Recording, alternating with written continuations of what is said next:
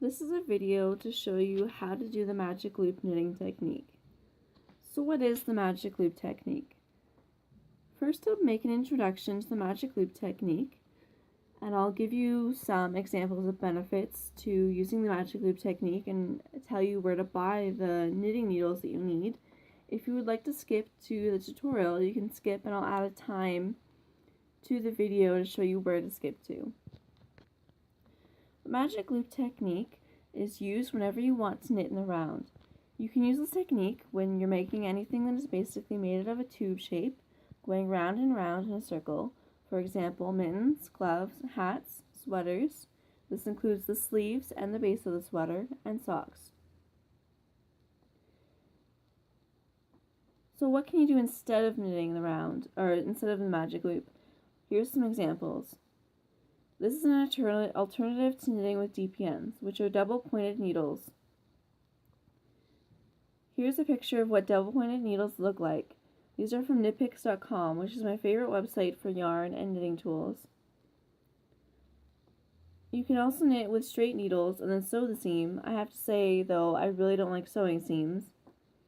Or you can also knit with a circular needle that is roughly the same size as your knitting.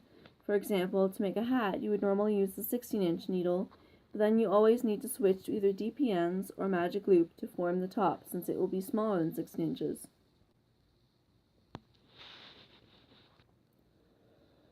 So knitting a hat with 16 inches is easier than when you're a beginner, so I would suggest learning this first. I learned this way first before moving on to the magic loop technique. When you get to the DPNs, that can be a bit trickier, but it is easier to learn. You can also start with a 16-inch needle, as I mentioned, and then move to the magic loop. By the time you learn how to work with a 16-inch needle, you should have enough skill in knitting in the round to move to the magic loop technique. It will serve as a basic foundation to knitting in the round. One of the benefits I find to knitting in the magic loop technique is that I find that I save money on needles. I can literally knit anything in the round with a basic set of long 40-inch needles. No needing to buy different size DPNs and straight needles and circular needles, which all vary depending on what you're making. You would need different size circular needles for a sweater or a hat. When you use the magic loop, you can use a pattern in really any width and length. You can cast on 40 stitches or 200 stitches with a 40-inch needle. You can also knit a blanket with a 40-inch, or you also might need a 60-inch needle. So again, you would save money because you don't need to buy extra needles. You can also knit flat with a 40-inch needle in any number of stitches the pattern calls for, as long as they fit the total 40-inch length of the needle.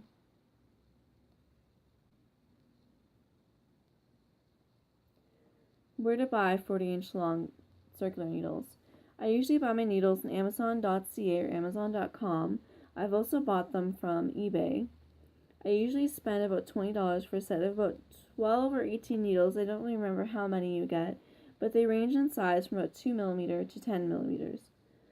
I've also seen 40-inch needles on AliExpress.com for as little as $6 to $7 per set, but they will take longer to ship, approximately 30 to 60 days to Canada or the US, whereas Amazon needles or eBay needles will typically take 1 or 2 weeks to ship.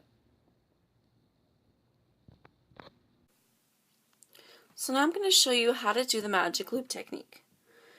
First, you knit one row flat. So as you can see, I've knit this row flat, and you just knit as you normally would on flat needles.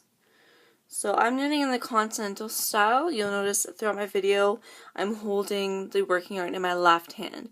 Now most people knit the American style, which means they knit like this with the working yarn in their right hand. So if you normally knit like that, just ignore what I'm doing and knit as you normally would. You don't have to follow exactly what I'm doing.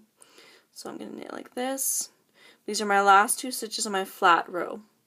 Now I normally knit the first row flat, even though I don't really have to, because that makes it easier to join in the round afterwards. I don't know why my tail is right here, but normally it should be at the end of the row, but I don't think that will affect things much. Actually, maybe I'll just get rid of this last stitch. There we go. So my tail is right here. You want your tail to always be at the front when you're starting a new row. So I'm going to move my stitches to the middle of the cord. And I'm going to count to the middle. So since I got rid of one stitch, I'm going to count 9 on one side and 10 on the other side. So 9, and I'm going to divide it in half by pinching the needle like this, and then dragging the stitches to the tips.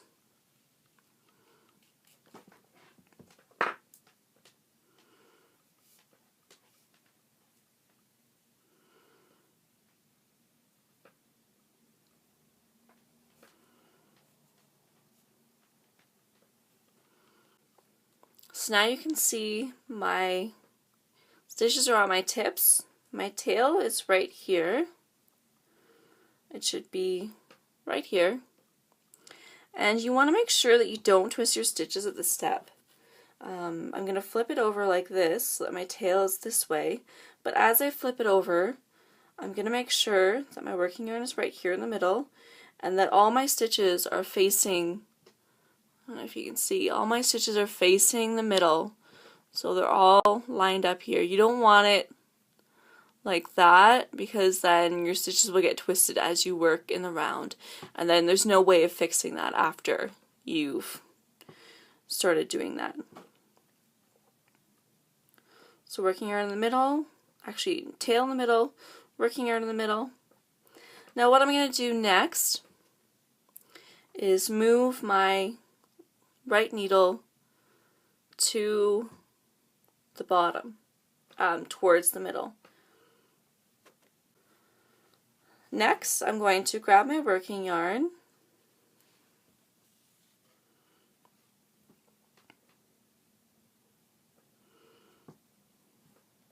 So next I'm going to start knitting the first row in the round. So the row that you're knitting is going to be on the left side, and here's the first stitch that I'm starting with. And your tail is going to be on the right side, as I mentioned, and then the row that you're not working with, the side that you're not working with, is on the right side. So I'm going to go into the first stitch on the left. It's a bit tight. And I'm going to tighten it. See how there's a bit of string in the middle here? I'm going to tighten it so that there's less of a gap. Now, as you're working, you will have a bit of a gap, but as you keep continuing on the second and third and onwards, your gap will start to shorten and it will become more even. But you want to keep an eye on that to make sure it doesn't get too wide. So I'm going to keep knitting to the end of the row. It might take some getting used to when you're holding the needles like this, as you're not used to it, but you will get used to holding the needles like this. So I've knit to the end of the row, and again I'm going to tighten it so there's less of a gap. Next, what I'm going to do is find the other end of my needle, and then I'm going to move the stitches back to the tip. So I want both ends, both sides, on the tips of the needles. And be careful when you're moving them when you're at the join here, because they might get a bit stuck. Hopefully if you get quality needles, the join will be very smooth. So again, my working yarn's on this side. My tail's on the side now because I've already kind of worked along that row. My working yarn's on the right side, and the row that I'm not using, the row that I just did, is on the right side. The row that I'm going to be knitting is on the left side. So again, I'm going to move the cord down here, and I'm going to knit this row.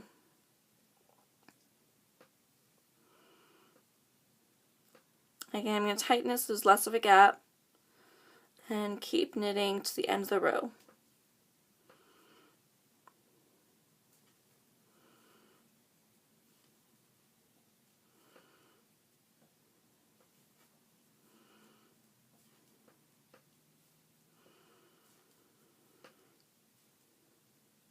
There we go, and I'm going to